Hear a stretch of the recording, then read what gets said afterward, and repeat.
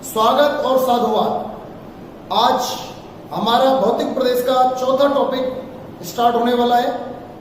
अभी तक मैं आपको 3 टॉपिकों की पूर्ण जानकारी दे चुका हूं। अब मैं आपको भौतिक प्रदेश का जो चौथा टॉपिक है, हाड़ौती का पठार।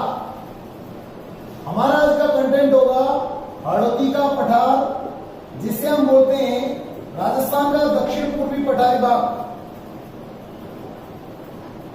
नोट कर लीजिए अपनी नोटबुक में, सभी बच्चे अपनी नोटबुक में सभी बच्चे नोट कर लें। हाड़ौती के पठार के बारे में आज हम आपको जानकारी देंगे।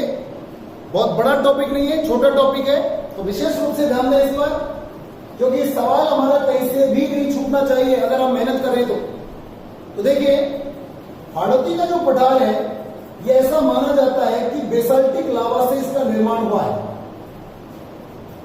बेसाल्टिक लावा से इसका निर्माण हुआ है। कभी ज्वालामुखी यहां पर आई होगी और उस ज्वालामुखी का लावा जमीन पर जब फैला और जमा तो इस पठार का निर्माण किया। देखिए, मैं लावा शब्द का 1 मिनट आपको अर्थ समझाना चाह रहा हूं। हालांकि राजस्थान की जीके जिसका कोई सरोकार नहीं है, कोई मतलब नहीं है, तो आप देखिए लावा क्या होता है। लावा होता है लावा बराबर ठोस प्लस द्रव, और इस लावा के पैरेलल एक शब्द और होता है जिसका नाम है मैग्मा। मैग्मा क्या होता है? ठोस प्लस द्रव प्लस गैस। यानी कि जब मटेरियल भूगर्भ के अंदर होता है तब तक वो 3 अवस्थाओं में होता है, ठोस में, द्रव में और गैस में, और उस कंडीशन में उसको मैग्मा कहा जाता है। लेकिन यही मैग्मा जब धरातल पर आता है तो गैसेस जो होती हैं वो ऊपर चली जाती है और धरातल पर बचता है सिर्फ ठोस और द्रव। तब धरातल पर ये मैग्मा पहुंच जाता है, तब इसको क्या बोलेंगे हम? लावा। तो ज्वालामुखी प्रक्रिया में लावा के जमने से ही पर्वत, पठार और पहाड़ों का निर्माण होता है।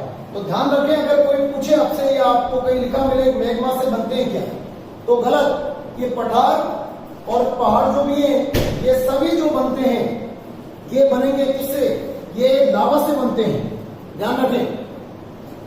और ये जो हमारा पठार बना है, हाड़ौती का पठार, ये बेसाल्टिक लावा से बना है, राइट। अब देखिए इसकी पोजीशन राजस्थान में कहां पर है, किस तरीके से। ये अरावली पर्वतमाला है और ये हमारा पठार है, जिसको मैं इस तरीके से आपको शायद छायांकित बना रहा हूं इस भाग को। तो ये हाड़ौती के पठार की पोजीशन है, ओके। इस पठार का निर्माण जो हुआ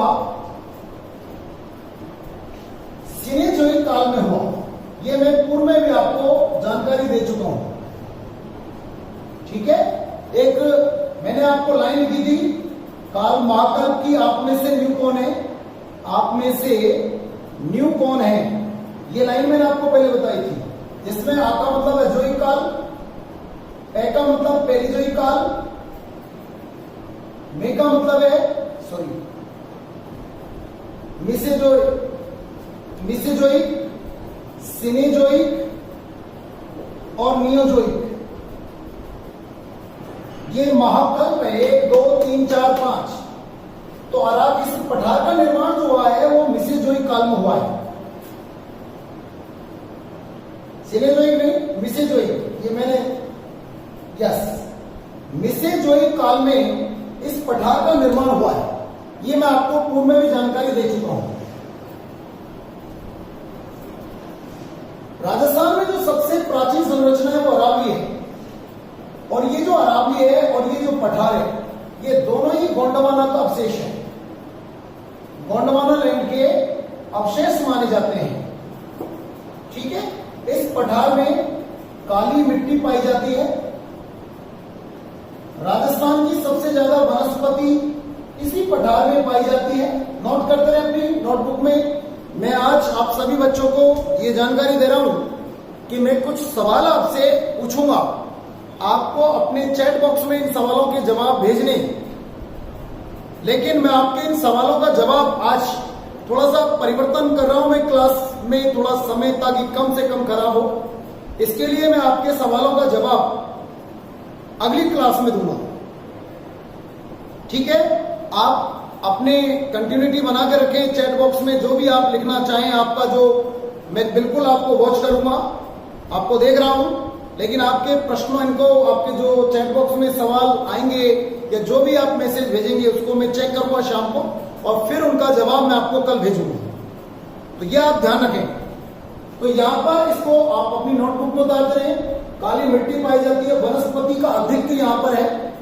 आरएस में सन 2010 में एक सवाल पूछा गया था, निम्न में से कौन से भौतिक प्रदेश में सर्वाधिक वनों का आच्छादन है, सबसे ज्यादा वन है।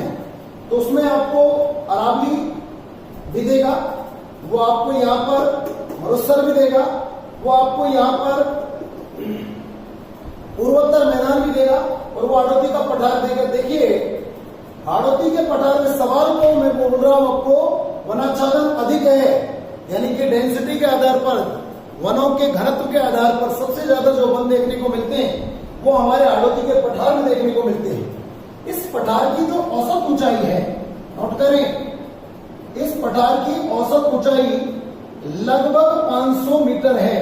ये नोट कीजिए, इस पठार की औसत ऊंचाई लगभग 500 मीटर है। और इस पठार से राजस्थान की जो नदियां हैं, राजस्थान में जो नदियां हैं, अधिकांश नदियां प्रवाहित होती हैं। ठीक है, बड़ी बड़ी जो नदियां हैं वो इस पठारी भाग में बहती हैं। बारिश राजस्थान की सबसे ज्यादा यहीं पर होती है वर्षा। सर्वाधिक वर्षा राजस्थान की इसी पठार में होती है। दक्षिण पूर्वी पठार या हाड़ौती का पठार, इन जो मैंने आपको ये बिंदु लिखे, नोट किए, इन बिंदुओं पर आप प्रकाश डालिए, देखिए इनको। इन सारी चीजों के लिए या इन सारे बिंदुओं के लिए ये पठार जाना जाता है। अब देखिए, मैं आपको ये बताना चाहूंगा कि जो हाड़ौती का पठार है, एक बड़ा आपको डायग्राम यहां पर बना रहा हूं, तो आप अपनी कॉपी में मैं जब बना दूं उसके बाद में आप बनाएं, ताकि आपको आइडिया आ जाएगा। देखिए, इसकी वास्तविक जो जानकारी है वो आपको होनी चाहिए। तो देखिए, मैं आपको ये बताना चाह रहा हूं, ये पठार है, ये पूरा का पूरा जो पठार है, हाड़ौती का जो पठार, ये मालवा का पठार का एक हिस्सा है। जो मालवा का पठार है, इस मालवा का पठार, ये वाला एक मालवा का पठार है, यहां से इस तरीके से आते हैं, नीचे तक जाता है ये पठार। ठीक है, ये पठार इस तरीके से नीचे तक जाता है। तो मैं आपको ये बताना चाह रहा हूं, इस पूरे मालवा के पठार का एक भाग है, एक टुकड़ा है, एक हिस्सा है, और इसे कह सकते हैं कि मालवा के पठार का उत्तरी भाग है। ठीक है, अब मैं आपको यहां पर एक जानकारी और देना चाहूंगा। एक शब्द आता है माल क्षेत्र। तो भूगोलवेत्ता ये कहते हैं कि जिस क्षेत्र की काली मिट्टी होती है उस क्षेत्र को माल क्षेत्र कहते हैं, या काली मिट्टी की प्रचुरता वाला क्षेत्र माल क्षेत्र कहलाता है। चूंकि इस मालवा के पठार में काली मिट्टी की प्रचुरता देखने को मिलती है, इसलिए इसको माल पठार कहा, प्रारंभ में माल पठार कहा, और माल पठार धीरे धीरे मालवा शब्द में तब्दील हो गया। ध्यान रखें, इसका मतलब यह हुआ कि यह मालवा का पठार है, काली मिट्टी वाला पठार है, और हाड़ौती का जो पठार है इस मालवा के पठार का एक हिस्सा है, एक पीस है, एक टुकड़ा है। अक्सर मैं एक उदाहरण देता हूं कि माना कि एक तरबूज है, हम दुकान वाले से लेने के लिए कि भैया तरबूज देना, दुकान वाला तरबूज उठाएगा, लेकिन हम उससे पहले उसको कुछ शब्द बोलते हैं भैया तरबूज तो अच्छा है ना, तो वो बोलेगा भैया आपको चेक करा के दे देता हूं, आप बोलेंगे हाँ चेक करा दीजिए। तो वो अपना छुरा लेता है और उसमें एक कट लगाता है और एक पीस उसमें से निकालता है तरबूज से, और आपको दिखाता है देख लीजिए। तो ये हाथ में जो पीस है ये क्या है, ये हाड़ौती का पठार है। अब जैसा तरबूज होगा वैसे ही हाड़ौती का पठार होगा। इसलिए चूंकि मालवा का पठार एक तरबूज मान लीजिए और उसमें से जो पीस निकाला वो हाड़ौती का पठार मान लीजिए। अब जैसा तरबूज होगा वैसे एक पीस होगा, अर्थात जैसा मालवा का पठार होगा वैसे, या इसका एक नाम और हो सकता है दक्षिण का पठार। अपनी नोटबुक में नोट करते रहें। और ये जो दूसरा है इसको बोलेंगे हम विंध्यन कगार। विंध्यन कगार, अभी मैं आपको चित्र में इनको बताऊंगा कि इनकी पोजीशन क्या है। विंध्यन कगार, तो देखिए मैं यहां पर ग्रीन मार्कर से यहां आपको शो कर रहा हूं कि ये जो मैंने ग्रीन शेड से जो बनाया है ये वाला भाग, ठीक है, ये तो आपका दक्कन का पठार हो गया, राइट। और जो ऊपर का जो पठार है जिसको मैं यहां पर रेड आपको उसमें बता रहा हूं थोड़ा सा,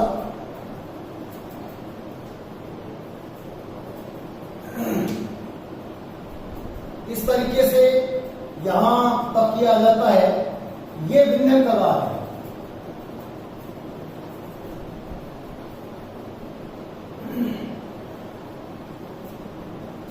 ये डायग्राम आप बनाइए, अपने नोटबुक में बनाइए, बिल्कुल बनाइए, इसका वेट नहीं करें।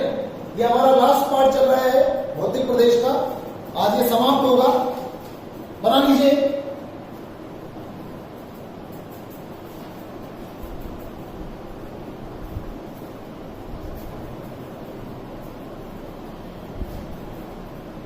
या स्क्रीनशॉट ले लीजिए।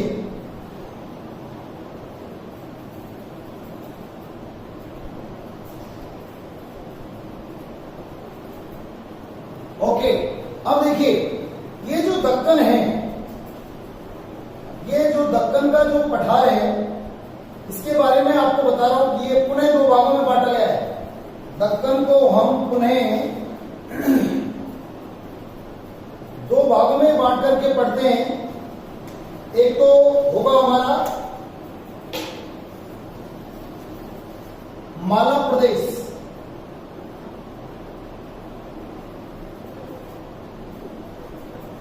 ओके, और दूसरा जो होगा हमारा ऊपर माल का पठार। अभी मैं आपको इस नक्शे में शो करूंगा। तो देखिए ये ग्रीन जो मैंने आपको बनाया है ये दक्कन का पठार है कंप्लीट। अब इसको आप देखिए, प्रतापगढ़ यहां पर है,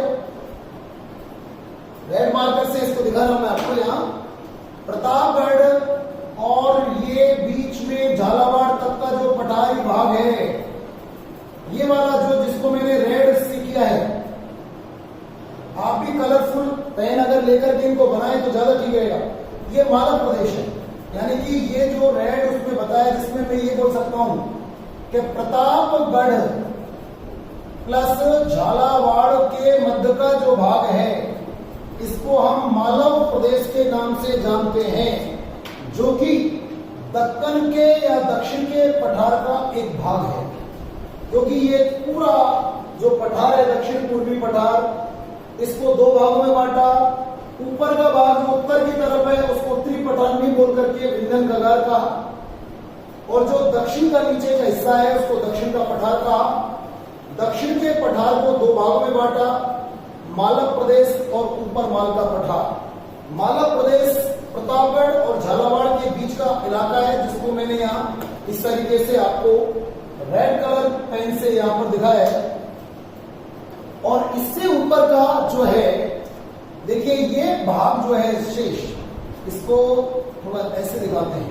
अब जो शेष भाग ये दिख रहा है आपको, ठीक है, ये भाग यहां पर जो दिख रहा है ग्रीन कलर का, यहां तक मान लीजिए अधिकतम, यहां मान लीजिए ये दो मुख्य बिंदु है यहां पर, इसलिए इसके आसपास इस तरीके से ये पठार ऐसा होता है, ऊपर नीचे होता है इसमें। तो ये जो भाग और जो शेष भाग दिख रहा है आपको, इस भाग को बोलेंगे हम ऊपर माल का पठार, जो परीक्षा में बहुत पूछा जाता है। ऊपर माल का पठार है। ऊपर माल के पठार की परफेक्ट जो परिभाषा क्या होगी, इसको हम बोलेंगे भीलवाड़ा जो है, यानी कि बिजौलिया, बिजौलिया से भैंसरोडगढ़, भैंसरोडगढ़।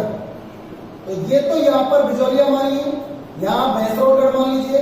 तो वो बोल रहा है कि बिजौलिया भीलवाड़ा जिले में पड़ता है, भैंसरोडगढ़ चित्तौड़गढ़ जिले में पड़ता है, तो वो उसका प्रश्न है बिजौलिया भीलवाड़ा से भैंसरोडगढ़ चित्तौड़गढ़ के बीच का वह काली मिट्टी की प्रचुरता वाला पठार जो ऊपर नीचे है इस तरीके से बना हुआ होता है, उसे हम ऊपर माल का पठार कहते हैं। लेकिन ध्यान रखें, ऊपर माल के पठार में ये दो शब्द बिजौलिया और भैंसरोडगढ़ आपको अवश्य याद रखने हैं। तो यहां इसके नीचे में लिख रहा हूं बिजौलिया प्लस भैंसरोडगढ़। भैंसरोडगढ़ किस जिले में? चित्तौड़गढ़ में। और बिजौलिया किस जिले में? भीलवाड़ा में। तो ये इस तरीके से आप बनाइए। तो ये हमारा जो दक्कन का पठार है, दक्कन के पठार के दो हिस्से माला प्रदेश और बिजौलिया, नीचे का जो हिस्सा है वो माला प्रदेश और इससे ऊपर का हिस्सा है इसको हम बोलेंगे ऊपर माल का पठार। ठीक है, नोट कर लीजिए, नोट कर लीजिए अपनी नोटबुक में।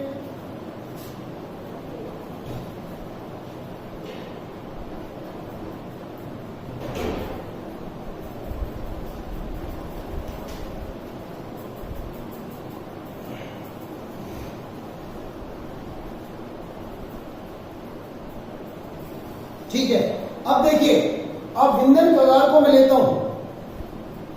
विंध्यन कगार, विंध्यन कगार ऊपर वाला ये पठार है, इसको मैं नीचे से यहां से मिटा रहा हूं इस तरीके से। अब जो शेष बचा हुआ है ये विंध्यन कगार है।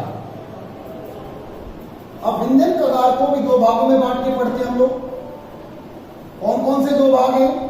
नंबर एक तो डांग क्षेत्र और दूसरा है हाड़ौती का पठार। ठीक है, अब इसने क्या किया, यहां जो धौलपुर का भाग, ये जो डांग है ये किस किस में आता है? धौलपुर, करौली और सवाई माधोपुर। तो देखिए तो ये हाड़ौती का पठार, ओके, हाड़ौती का पठार कोटा, बारा, झालावाड़ और बूंदी, इन 4 जिलों में फैला हुआ है। ये हाड़ौती के पठार की लोकेशन, यानी कि ये हाड़ौती का पठार बनाना, ये बूंदी, और इधर को देखें तो ये कोटा, बारा और ये झालावाड़, इन जिलों में ये हाड़ौती का पठार फैला हुआ है। और बाकी जो शेष हिस्सा है ये डांग है। और चंबल नदी का संबंध देखिए, चंबल आपके यहाँ थोड़ा सा कोटा बूंदी को करती है, टच करती है, उसके बाद में डांग क्षेत्र में चली जाती है। डांग का नाम डांग क्यों है? चैट बॉक्स में लिख के भेजिए, डांग का नाम डांग क्यों है? देखिए, डांग का मतलब होता है, सही मायने में तो डांग का मतलब होता है कंदरा, यानी कि जब पानी बहता है, चंबल नदी जब बहती है तो चंबल नदी के बहाव से इसके इर्द गिर्द खाड़ियां, गहरी गहरी खाड़ियां बन गई, बड़े बड़े नाले बन गए। उस कंडीशन में ऐसी भूमि को बोलते हैं डांग। और इसमें जो लोग रहते हैं उन लोगों को डांग शब्द से डाकू बोल दिया। तो डाकू से डांग नहीं बना है, बल्कि डांग से डाकू बना है।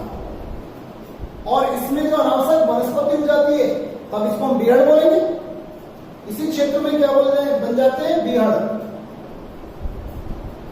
ठीक है, तो यहां पर मैं आपको जनरली ये बताना चाह रहा हूं कि हाड़ौती का जो पठार है, या हम इसको दक्षिण पूर्वी पठार बोलेंगे। दक्षिण पूर्वी पठार दो भागों में बटा।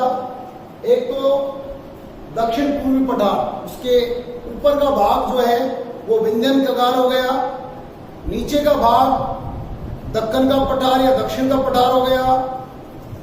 आराम से सुने, ऊपर का भाग कौन सा होगा? विंध्यन कगार। नीचे का कौन सा होगा?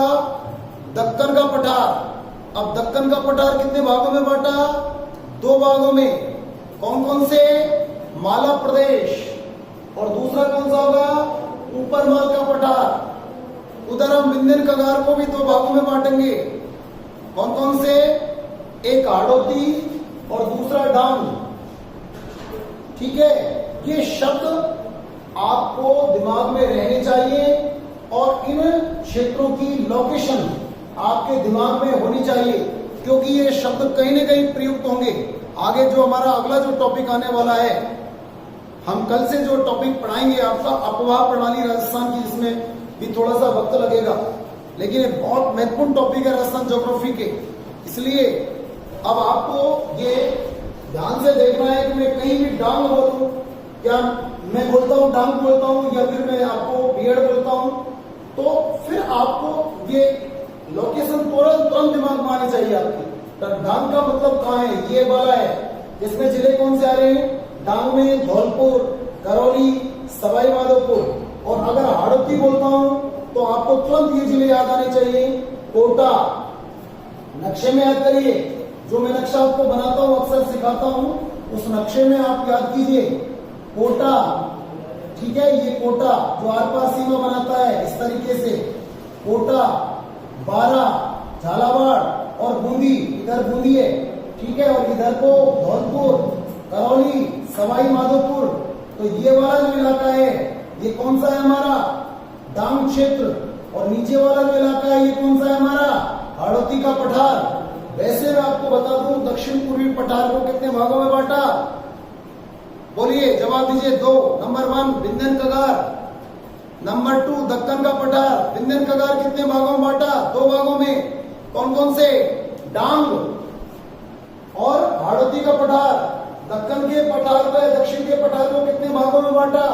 2 भागों में।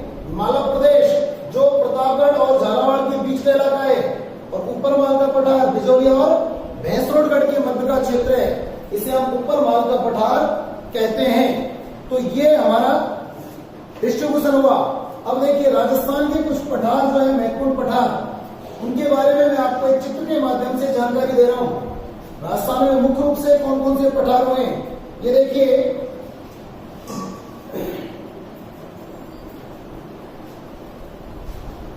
सिरोही में एक तो सिरोही के लिए जाना जाता है, उदयपुर जाना जाता है, राजसमंद जाना जाता है। ठीक है, चित्तौड़गढ़ भी जाना जाता है इसके लिए, इन पठारों के लिए।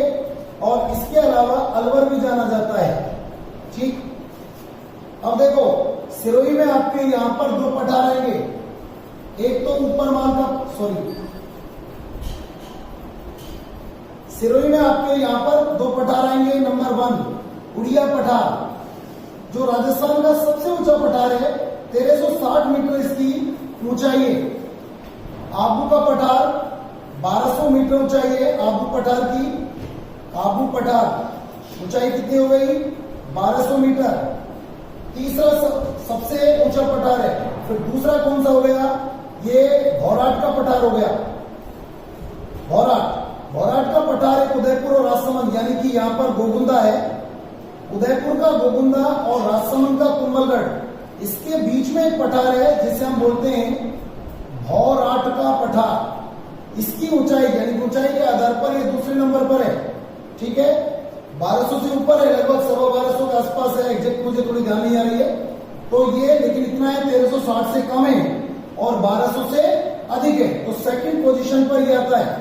ओके, तो ये 1 2 3 एक पठार और पूछा जाता है लासड़िया का पठार।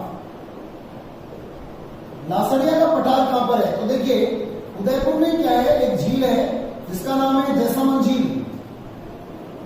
जैसमंद झील, इस जैसमंद झील के बिल्कुल इधर साइड में एक कटा फटा पठार है जिसे हम लासड़िया का पठार बोलते हैं। यहाँ पर लासड़िया जनजातीय आंदोलन हुआ, संत मावजी के द्वारा यह आंदोलन चलाया गया था, लासड़िया आंदोलन। ठीक है, जनजातीय आंदोलन आता है तो मावजी के द्वारा चलाया गया था, वो यहीं पर है। सेकंड ग्रेड में हाल ही में पूछा गया था एक सवाल क्या था? सवाल था लासड़िया का पठार राजस्थान की किस झील के किनारे है? तो जैसमंद झील के किनारे है। ठीक है, इसके बाद में चित्तौड़गढ़ में आपके यहाँ पर 2 पठार हैं। कौन कौन से पठार है? एक तो मान देसरा का पठार है, मान देसरा का पठार। ठीक है, और एक मेसा का पठार है, मेसा का पठार। अलवर में आपके यहाँ 2 पठार हैं, और कौन से होंगे? एक तो क्रास्का का पठार है, क्रास्का का पठार, और दूसरा जो पठार है वो कांकवाड़ी का पठार है, कांकवाड़ी का पठार। तो इस तरीके से ये कुछ पठार मैंने आपको यहाँ पर नोट बताए, तो इनको आप लिखें। चित्तौड़गढ़ में दो है, मानदेसा का पठार, मेसा का पठार। मेसा का पठार जिस पर चित्तौड़गढ़ दुर्ग बना हुआ है। अलवर में दो पठार, क्रास्का का पठार, कांकवाड़ी का पठार। कांकवाड़ी के पठार पर कांकवाड़ी का किला बना हुआ है, जिसमें दारा सिखों को बंदी बनाकर रखा गया था औरंगजेब के द्वारा। तो यहाँ पर मैं आज आपको मैंने इन पठारों के बारे में जानकारी दी।